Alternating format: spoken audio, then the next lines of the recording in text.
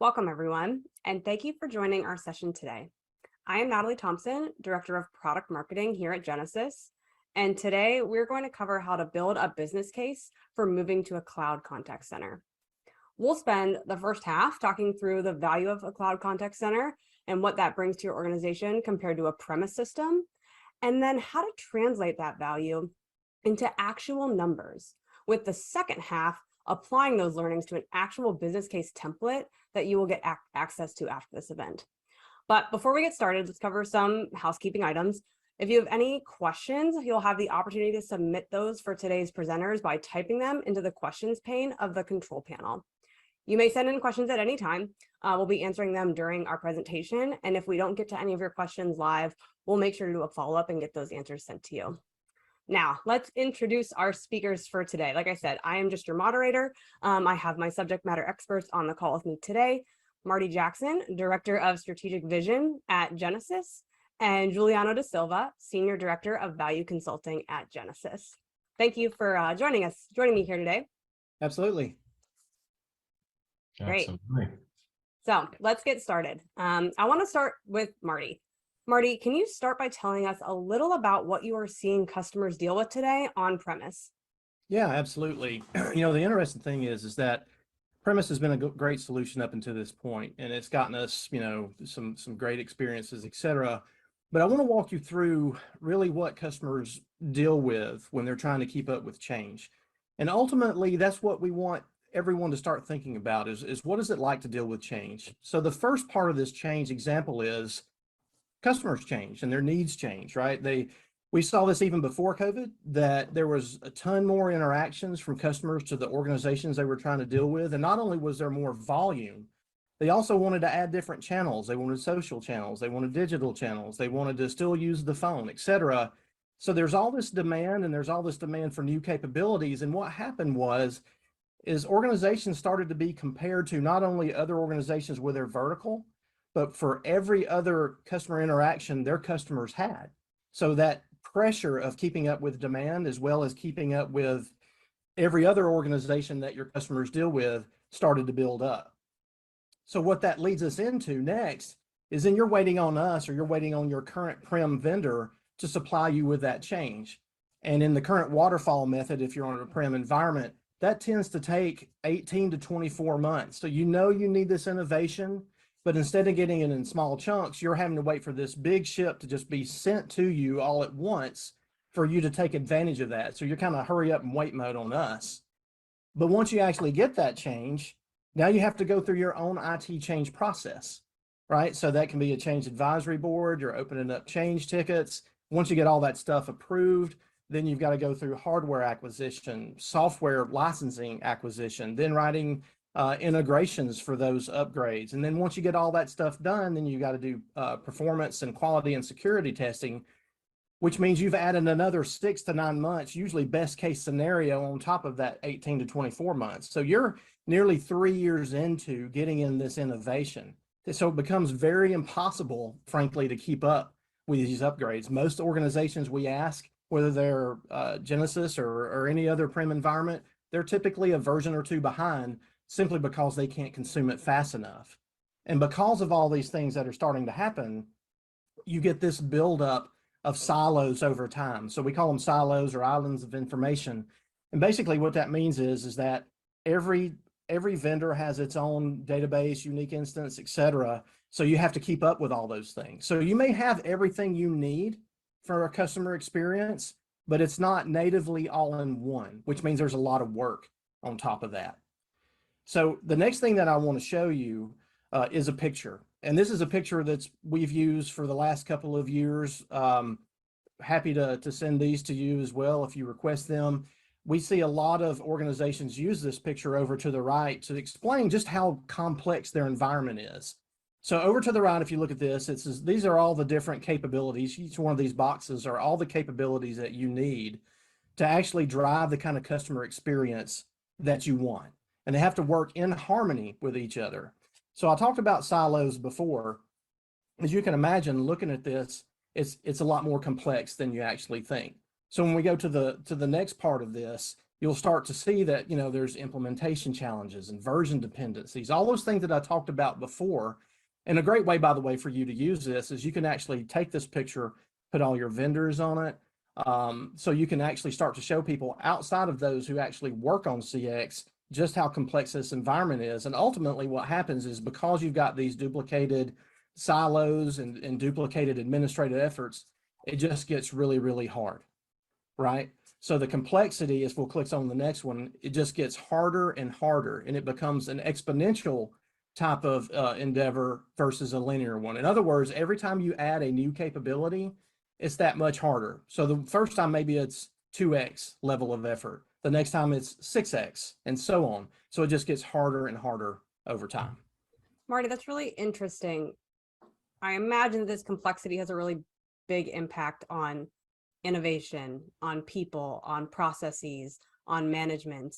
Can you talk through a little bit about how this complexity looks when you think about resource allocation and time spent and a few other different dimensions? Yeah, those are great points, Natalie. I mean, that's exactly what we see that happens. So if you want to go to the next slide, I'll walk some through that. So I want to just kind of orient everybody just really quickly. So over here to the right, what you see is a radar chart.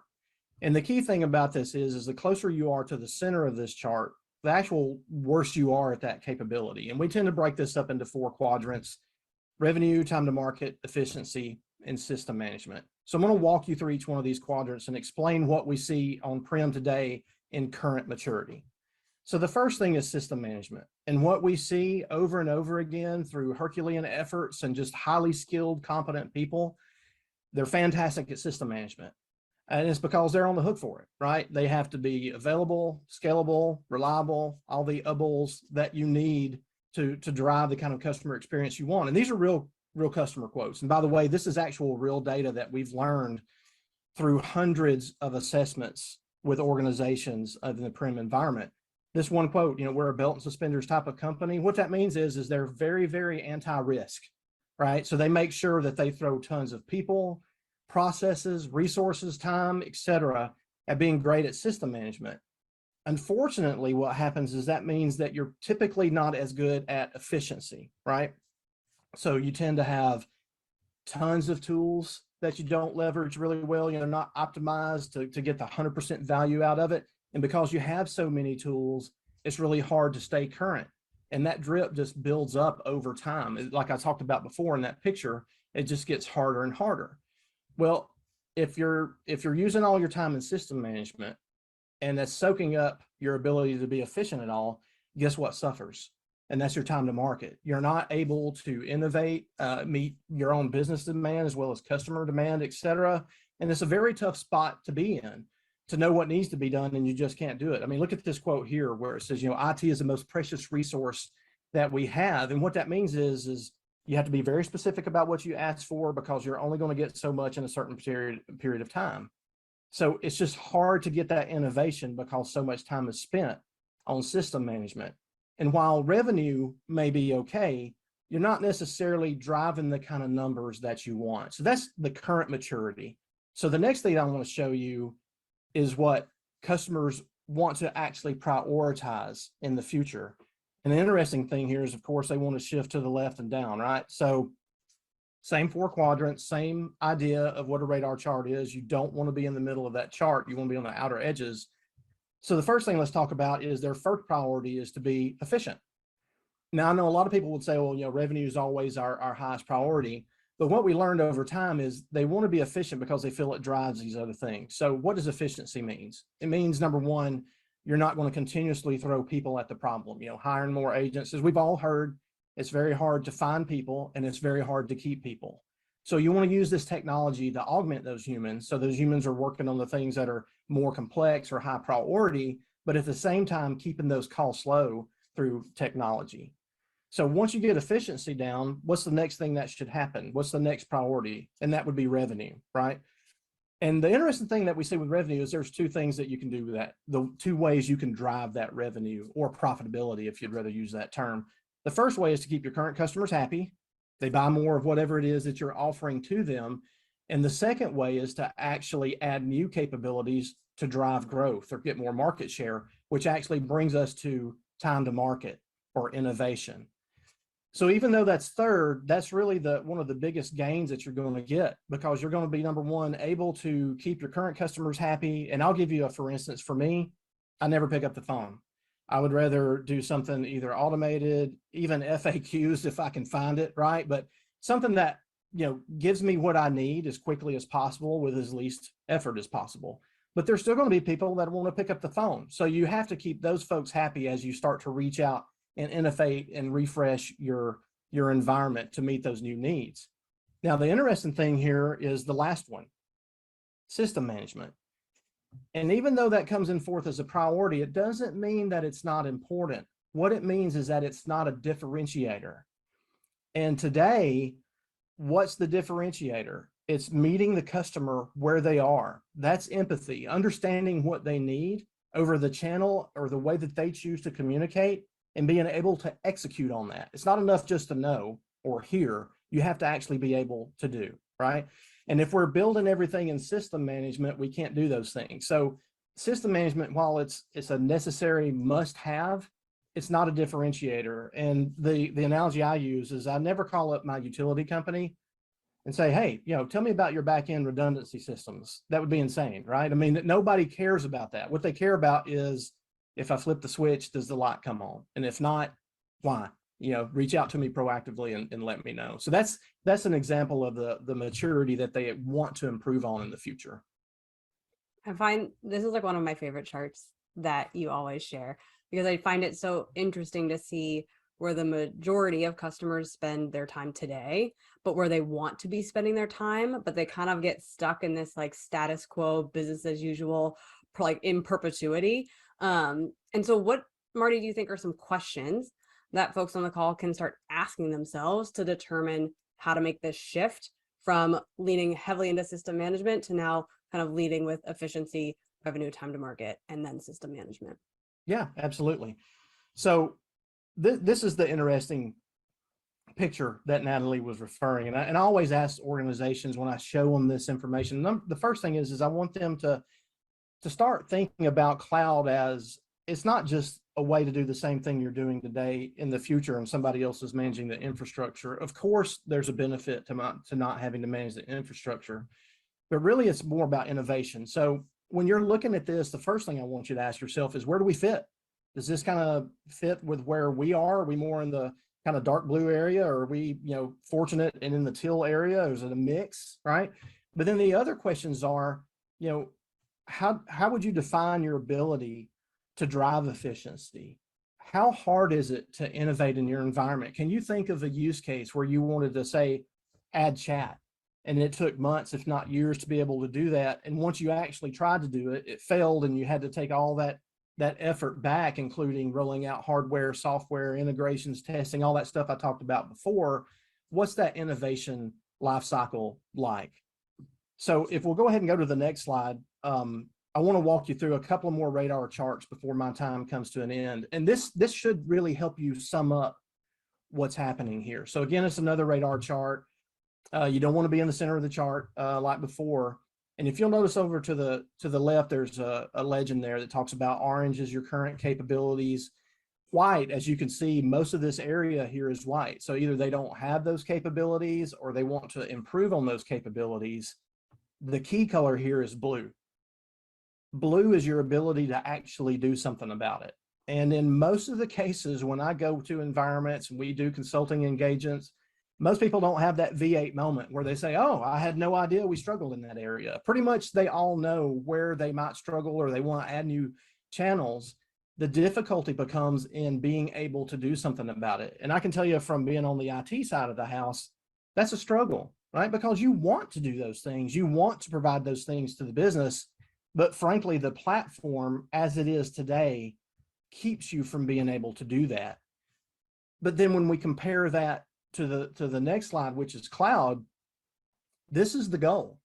The goal is to not have a giant blue wheel that's completely filled out and you're fantastic at everything. That's not the goal. The goal is for the platform to be an enabler so that you decide what you need and when you need it and how great you need to be at it. Maybe you don't need to do voice anymore. Maybe you don't need to do certain things, or maybe you need to improve on self-service or helping your agents or any one of those areas. But the thing about cloud is the innovation is there, right? And this is where to me, the relationships that I've seen between business and IT get super strategic. So before, business would come to IT, IT would get the request, they would figure out how long it would take, they would go back to the business and say, it's going to take 18 months and we've got to go through this, et cetera. And there's some tension there. And what I have seen over and over again when organizations move to the cloud, that situation changes 180 degrees. What ultimately happens is now IT can go look at the roadmap and say, this is what's coming out next week, the week after that, and they have access to it. Now they can consume it as they need. And that's ultimately where we're trying to get with the cloud. It's not just about not managing infrastructure, and it's not just about, some of those important but low level things. It's about changing the paradigm. It's about saying, instead of when can I have something, how should I use it? And that's a very, very powerful statement. This is typically when I see people go, this is what we want. We want a platform that's an enabler where we're in charge of our business versus the platform making decisions for us. Yeah, it really is a paradigm shift when you go from prem to cloud, of a mentality and how IT and the business can come together. I know many of our customers have benefited from this shift. I think of Kiwi Bank. I don't know if any of you are familiar with that story and that customer of ours. They actually began their company-wide digital transformation in the contact center, which is sometimes not the first place you think of, but it started there because it needed a major investment to just stand still, to just keep the lights on. So they thought, how can we shift, like Marty talked about, from doing system management and leaning heavily in there to kind of efficiency and time to market, because it was taking up so much resources just to maintain.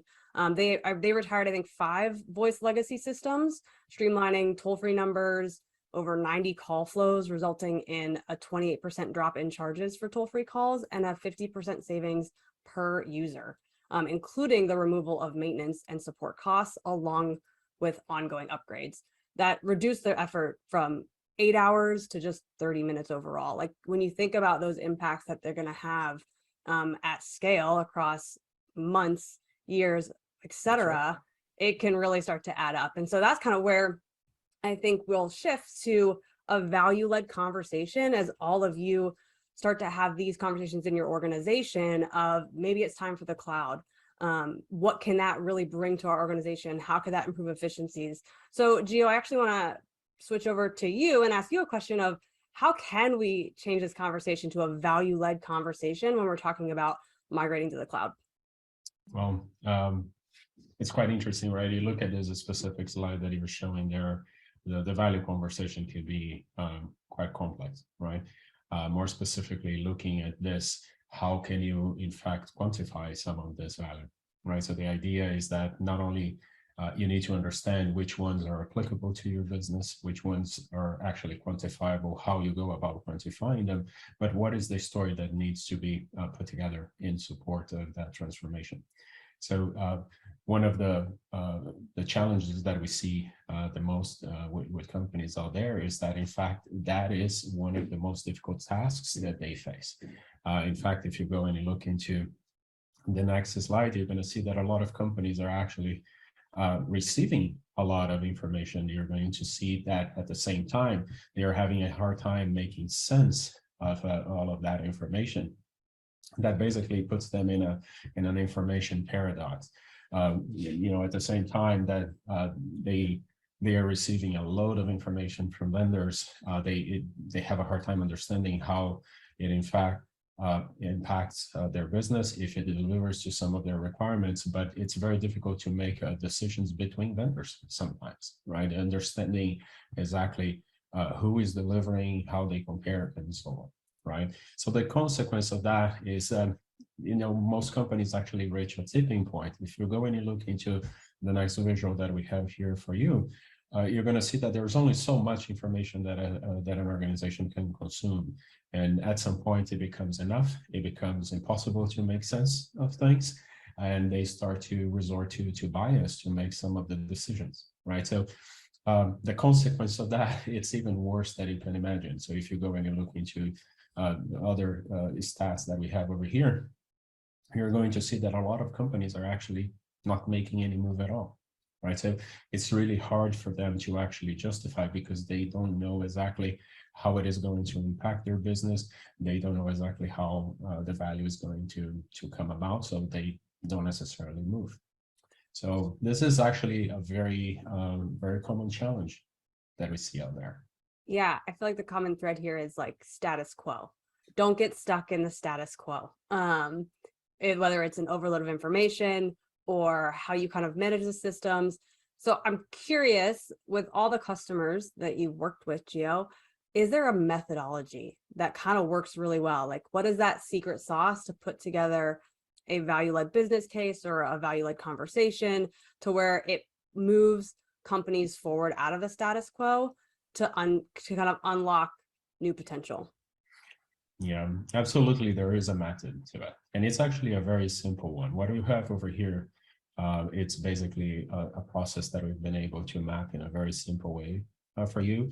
The idea over here is that as you start getting more and more a specific perspective over what your solution needs to be, that you start to understand how it does impact the business, how it delivers to the technical requirements that you have, and consequently also what value is going to have to your business.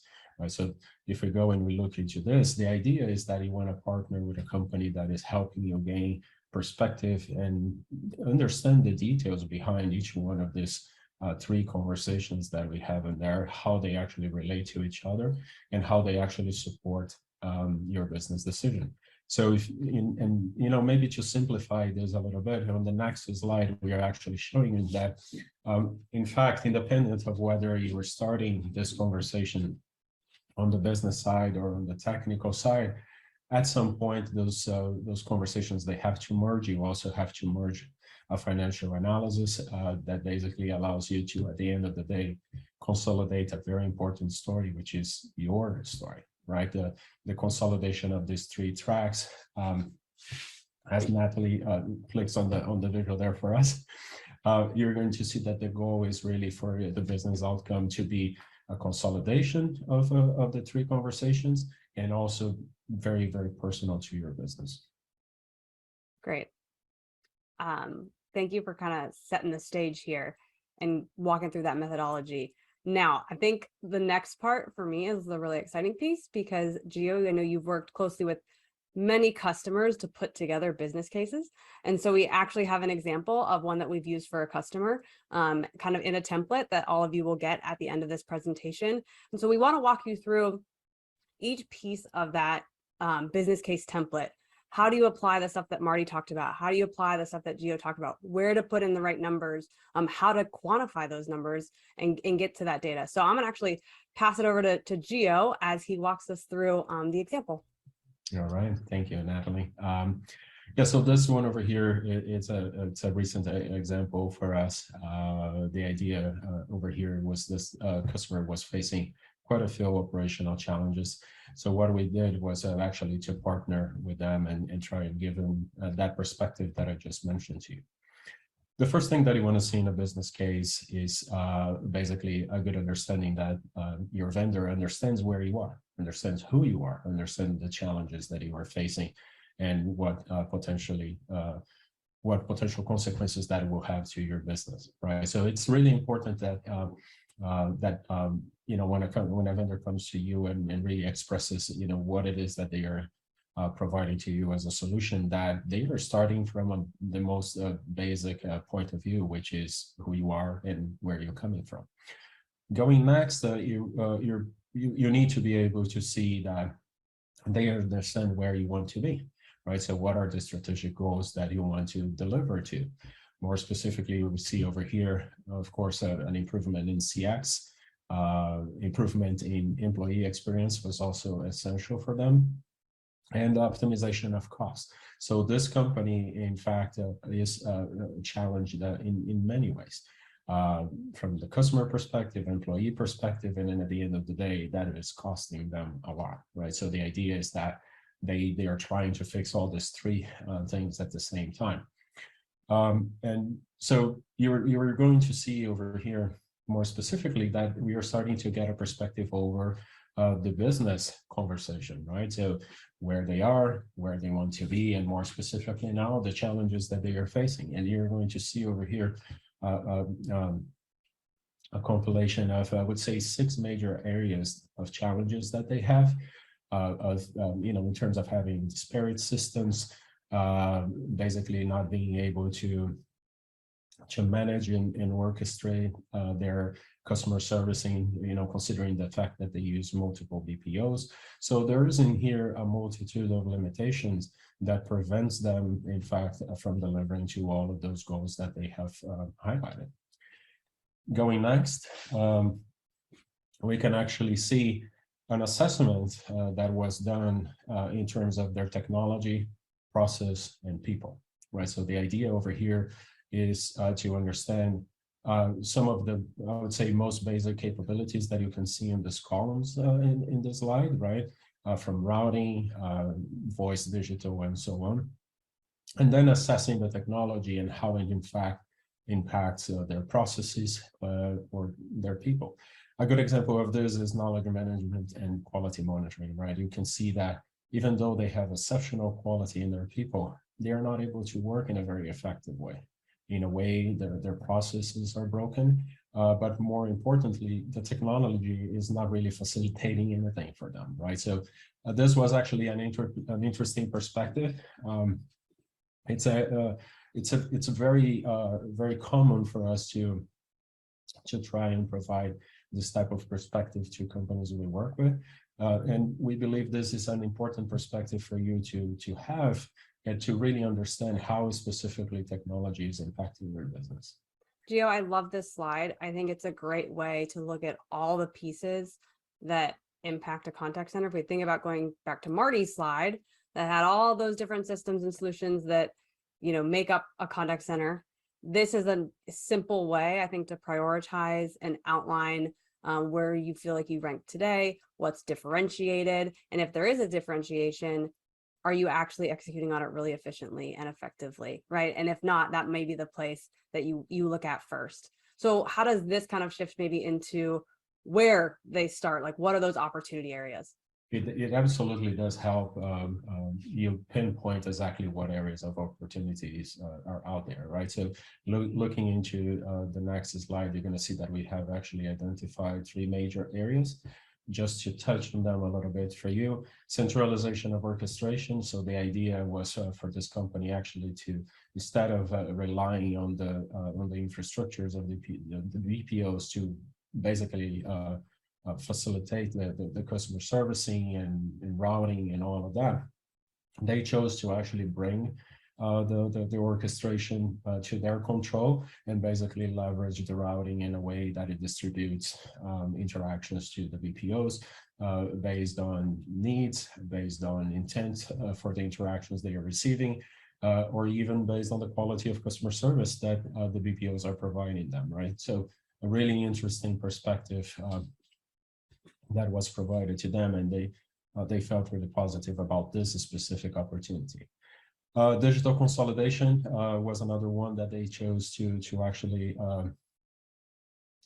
go for, because more specifically, they have multi-channel. They even on the digital side, they are using multiple vendors. That is not necessarily delivering the best CX to their customers.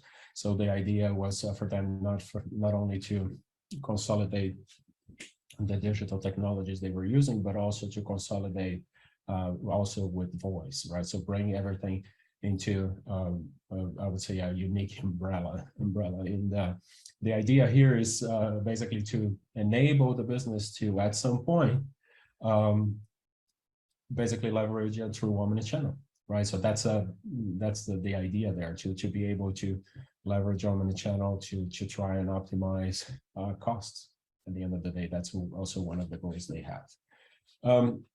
How do they achieve this? More specifically, the next map shows you exactly how they are going to transform.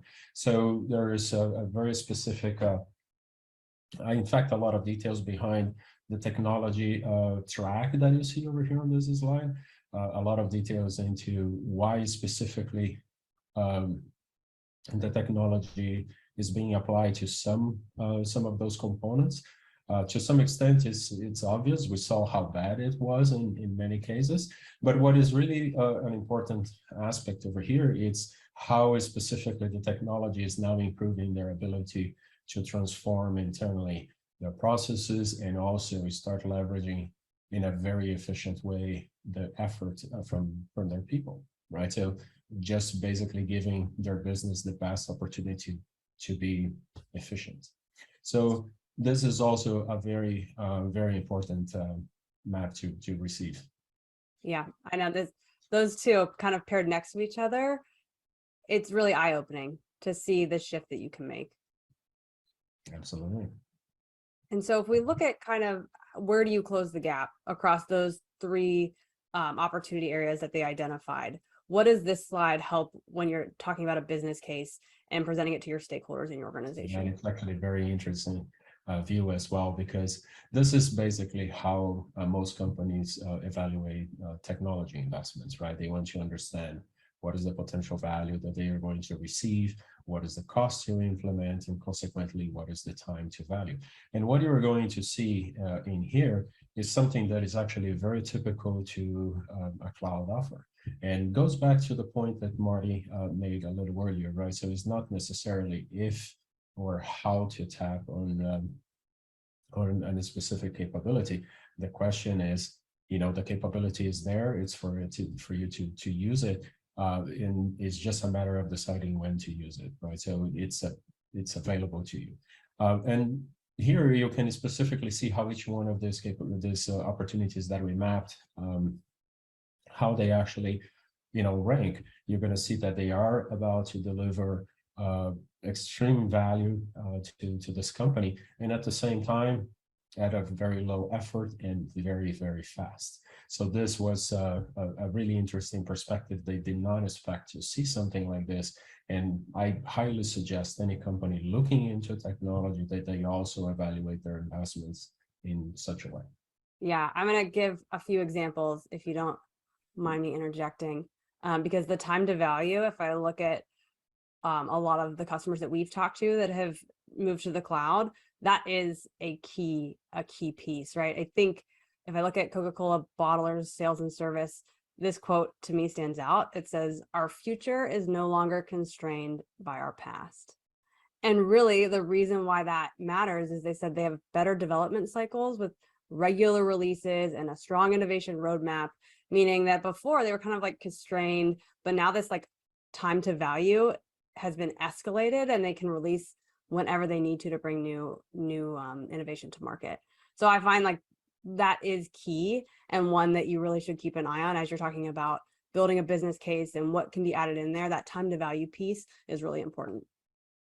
Yes, absolutely.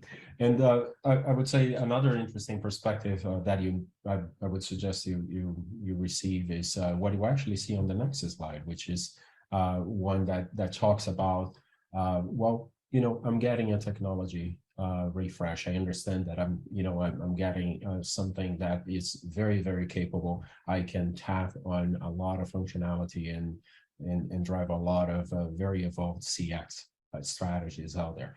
The question is, okay, as soon as I put this technology in place, what is it that we have to do internally in the business, right? So what is the transformation that we're going to have to put in place in terms of process, in terms of people? Are we going to have to change the culture a little bit, right? So this is actually a really important perspective, and I can tell you right away, this is something that your vendor needs to be able to provide to you, right? So it's a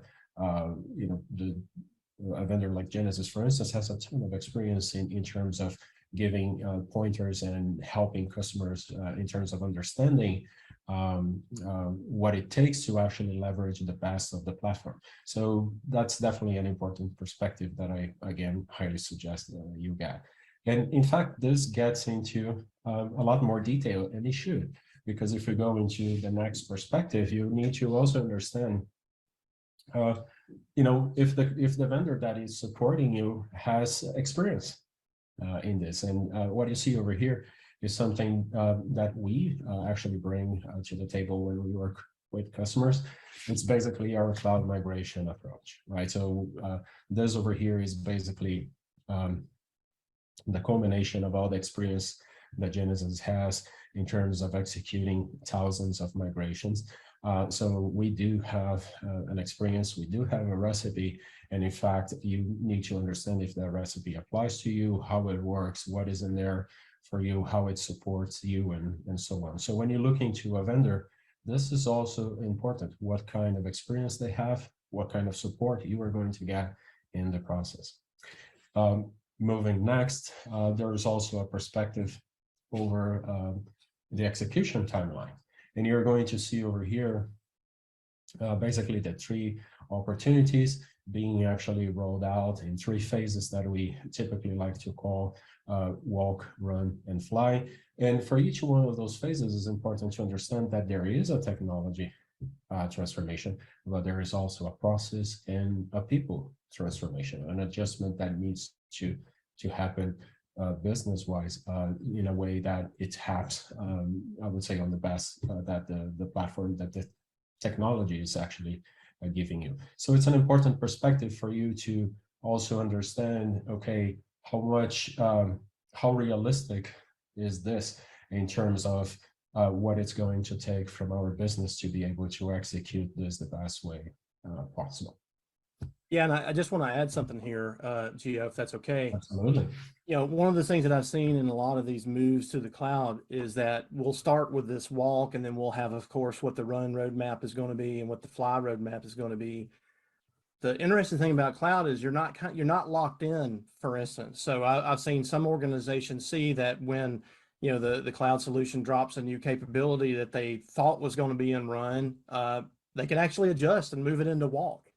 So these are things that happen with cloud that just don't happen with any other kind of platform. You know, once you're on-prem, you're kind of locked into that rollout plan. But with cloud, I've seen things move from run to walk and back and forth. So it really becomes a value-driven transformation timeline. Yes, absolutely. Thank you, Marty. Well, you know, to this point, you're already seeing that we did cover the business track and we understand why we are going down this path. There's also a perspective over the transformation, the effort, the support, the experience of the vendor that you are working with, right? The next part that it's important, well, it's the financials, right? So what you see in the next slide is it's a very typical representation of total cost of ownership that we produce here at Genesis. It gives you a perspective not only over the total, you know, cost for 3 years, but also how is specifically the cost structure is transforming from in this example over here from your on-premise to a cloud operation, right? So it's a very powerful perspective. A lot of companies they have a tendency of looking just into the software part of it. They don't necessarily gain perspective over basically the burden that an on-premise technology actually puts in their organization in terms of effort from IT, in terms of basically inefficiencies. And so it's there is no question that even an IT organization becomes way more efficient in the future, especially on a cloud operation, that an IT organization becomes even more strategic to the business, because you're not necessarily managing infrastructure, you are literally managing the success of the business with your business partner, right? So the idea over here is to give you that perspective and how it reflects into the financials. Yeah, On the next. and Gio, if I can just add to this one a bit, this was the coffee retailer example that you worked with. But I mentioned Coca-Cola bottlers already. When you think about IT effort, I know they had a 33% reduction in system administrator effort, which is a big number as well. Again, how do you quantify that? And kind of you lay out here how you can do that, as well as they experienced a 50% savings in TCO. And that's just one example. I mean, we have a lot of case studies like that. And so if you're able to really sit down and look at the number and kind of lay them out as Gio has put here, you'll really kind of be eye-opening in what savings you can achieve in the cloud. Yeah, absolutely. What you see over here, and also the example that Natalie was referring to from Coca-Cola, is not atypical at all for a representation similar to this one here, right? The other side of this is the side that also Marty mentioned, right? Where, okay, now you have a very capable platform in your hands. What is it that you're going to be doing with it, right? So remember, we talked about the business challenges and some of the goals that this customer over here has.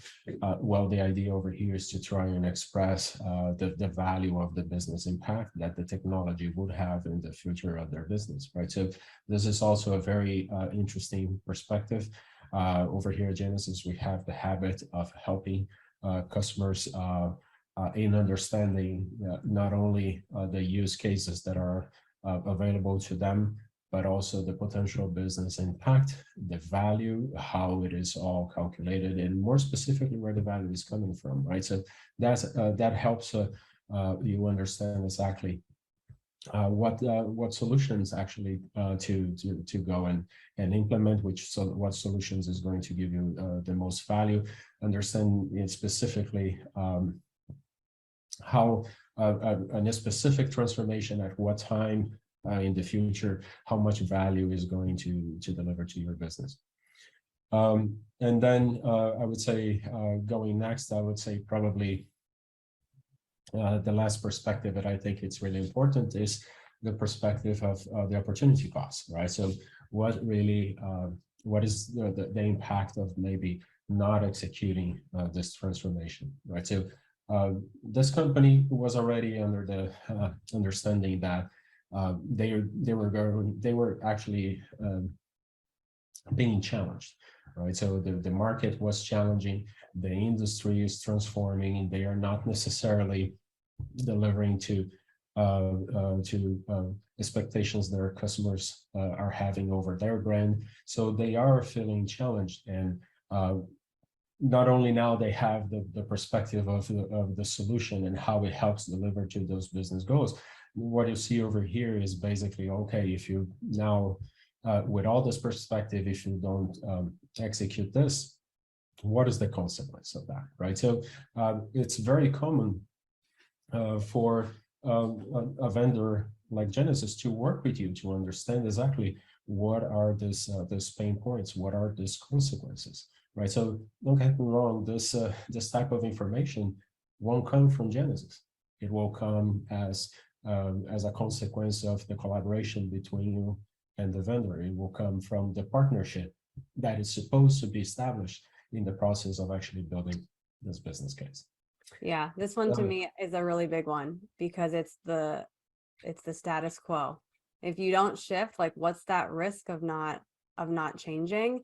And as Gio said, working with the vendor that you're talking to, as well as internally, really evaluating what is the impact of those people, processes, and technology, and evaluating it across, if I don't change something, what is the risk to the business, to my people, to my employees, especially think about remote work, and some of those dynamics that are changing in the market. And are you kind of keeping up with some of those? And if not, applying those to this slide. Yeah, absolutely. And I would say the last perspective, which is your I would say needs to be your personal story, right? It's really, okay, what this transformation is going to give us, right? So how is it going to help the business achieve its goals? How again, how is strategically it is enabling your business to not only take this most immediate next steps that are required for you to basically transform your business, but also how it is, again, it strategically enables your business to take further steps, right? So it's a really important perspective. I think it's every business management needs to be looking into how the technology is strategically enabling the business. And of course, the bottom line over there is also very important, right? There will be an analysis in terms of the value that all of this has to the business and so on, right? So it's what you saw over here. It's basically a summary the story behind this business case over here is actually much more detailed. We try to bring to you some specific summary slides to try and give you a perspective of how your conversation with your vendor needs to happen. Right. So I guess that's basically it. Natalie, Yes. I'll be back to you. Thank you. Thank you. I mean, I'm probably going to use this business case template if I ever have to get something approved at Genesis. I think it's a really good evaluation of different dynamics. So appreciate that. And thank you all for joining the call. I hope we answered some of your questions. If we weren't able to answer your question live or via chat, we'll circle back with you and make sure somebody reaches out to get that answered for you. And thanks again for joining.